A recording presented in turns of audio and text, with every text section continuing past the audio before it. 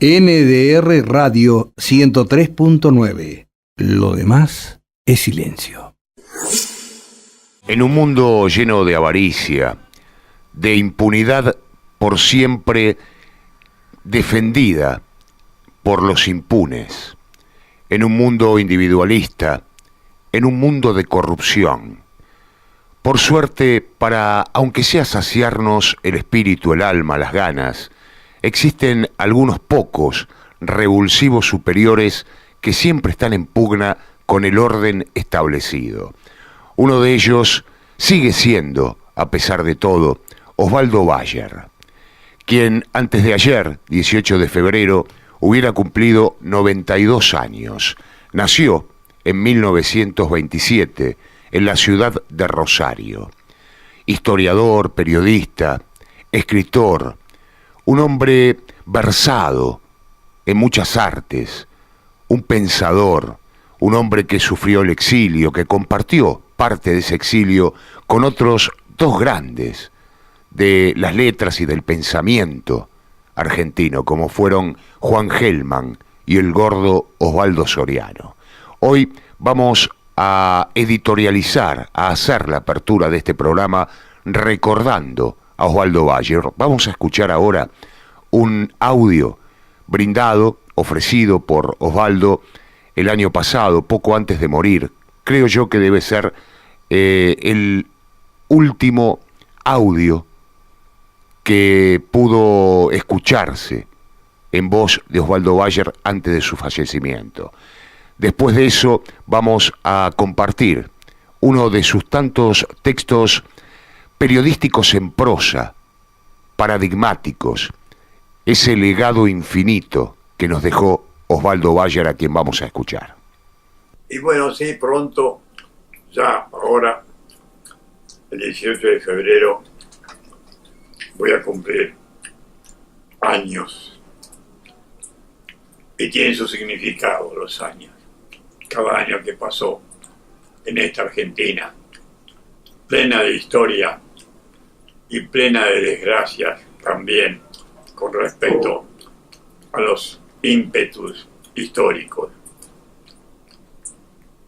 Yo estoy realmente muy satisfecho de la vida que hice, aunque pagué caro, pagué bien caro todas las acciones por más democracia.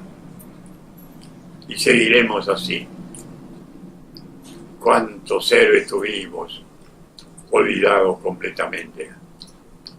Que dieron todo su vida, que dieron su forma de ser, guiados solamente por el destino del país. Eso fue hermoso. Seguir de cerca el destino del país. Interpretar la historia, interpretarla y llevarla a cabo.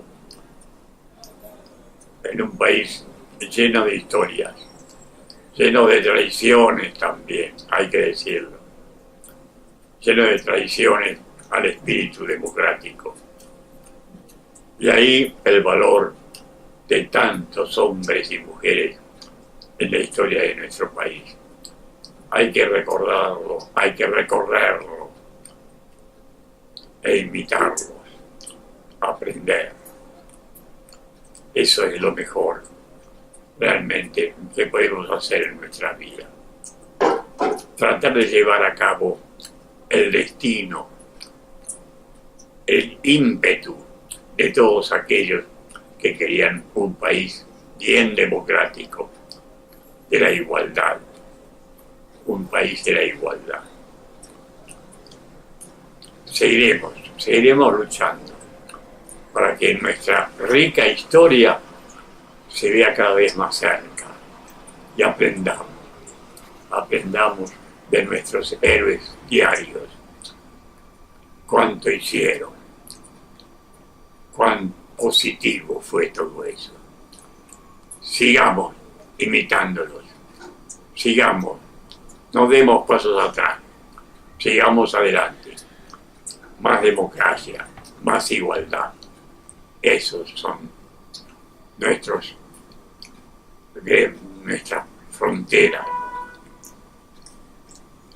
la igualdad de todos y la libertad.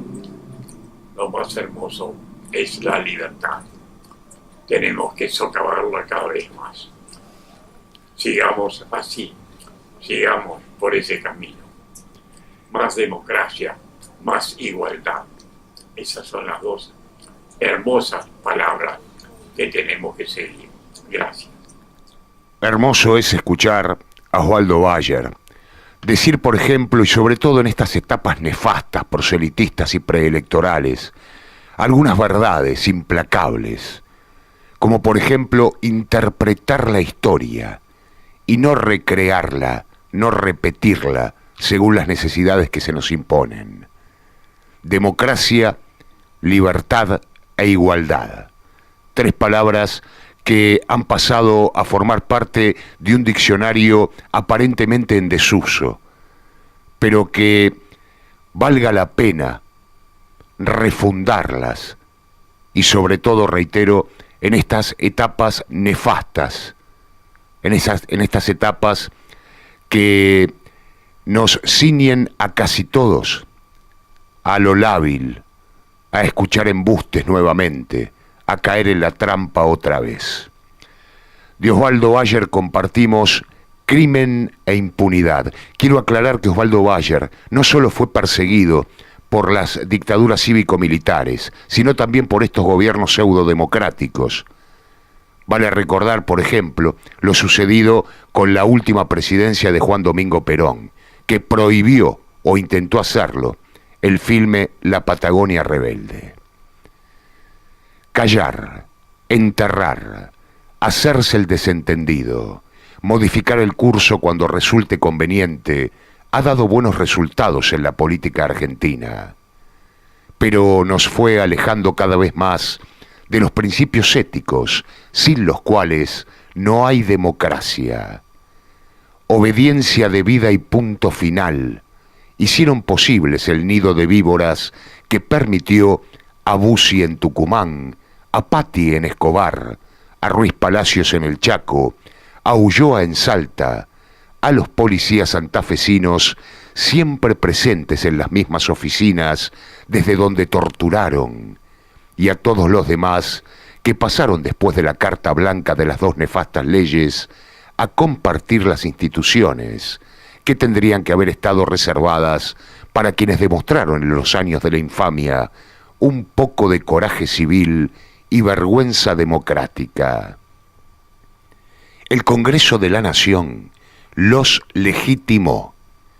Fue el Parlamento el que escondió los cadáveres en el ropero.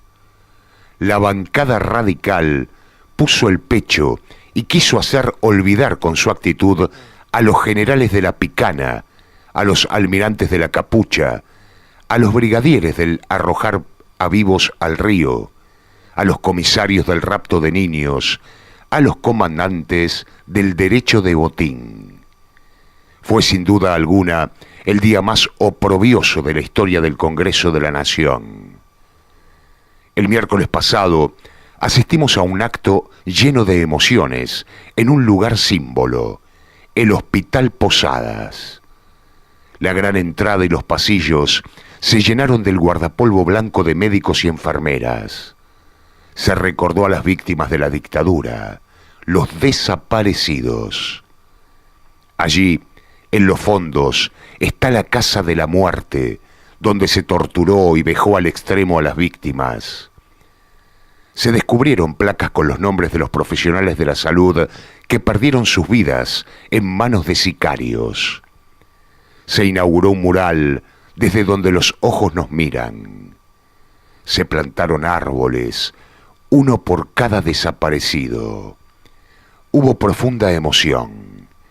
Lo que ocurrió allí casi no se puede explicar con palabras. Está en la documentación de los juicios que se hizo a los asesinos y a sus inspiradores. No nos equivocamos si decimos que allí se aplicó con toda cobardía, brutalidad e impunidad la ley de las bestias, con pedido de perdón a las bestias.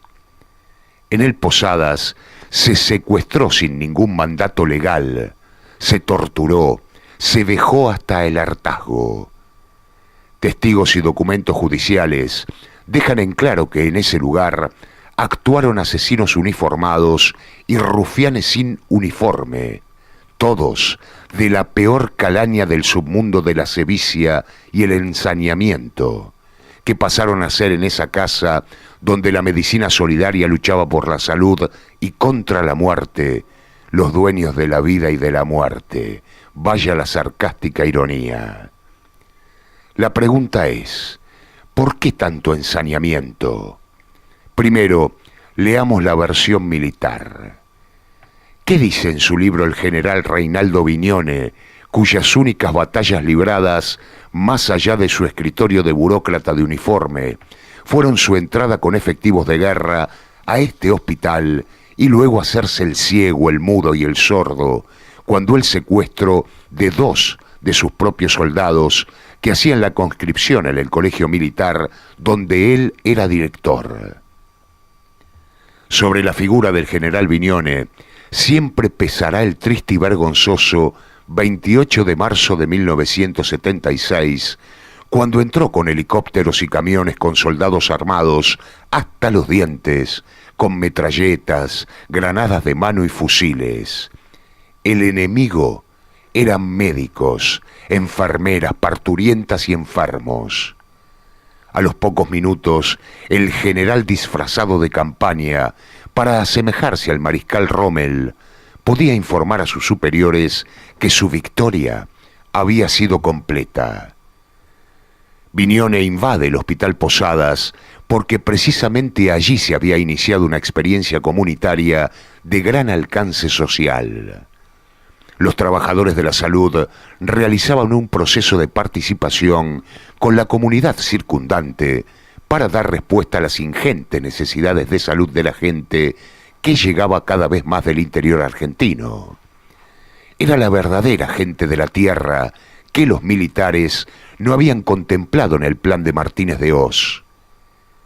Pese a que Vignone no encontró ningún indicio subversivo, el Posadas quedó marcado y se iniciará el terror militar. A Vignone lo sucederán 2 verdugos de la peor especie.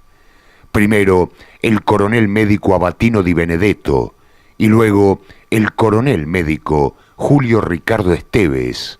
Vaya a saber los complejos personales de estos 2 personajes que, para demostrar que eran más coroneles que médicos, hicieron tabla rasa con los más elementales principios de ética de la condición humana.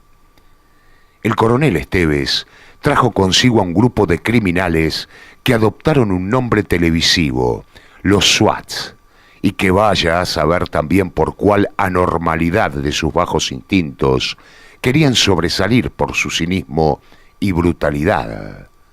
Todos ellos contaron con la información constante del jefe de servicios generales del hospital, Carlos Ricci, del jefe de personal, Luis Dinalo, y del jefe de mantenimiento, Adolfo Marcolini, suboficial retirado de la Armada.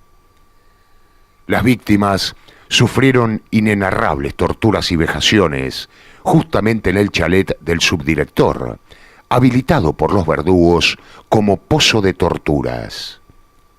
Los nombres de los trabajadores de la salud sacrificados en nombre de la forma de vida occidental y cristiana de los Videla y Macera son estos: Josefina Pedemonte, Teresa Cuello, Angélica Caeiro y Osvaldo Fraga. También Jacobo Chester, Julio Quiroga, Jorge Reutemann y María Esther Guletzian. También desaparecieron el médico Daniel Calleja, el estudiante Ignacio Luna y la vecina Natalia Almada, que no pertenecían al hospital, pero que estaban vinculados a él. Hoy, los asesinos están todos libres gracias a las leyes de obediencia debida y punto final de Ricardo Alfonsín. Ni el general Vignone, ni ninguno de los criminales que lo siguieron se han asomado jamás por el hospital. Los nombres de las víctimas figuran como advertencia en el hall de entrada. El chalet de torturas es hoy una escuela primaria donde van niños de la Villa Carlos Gardel. La vida se recupera, pero los asesinos están entre nosotros.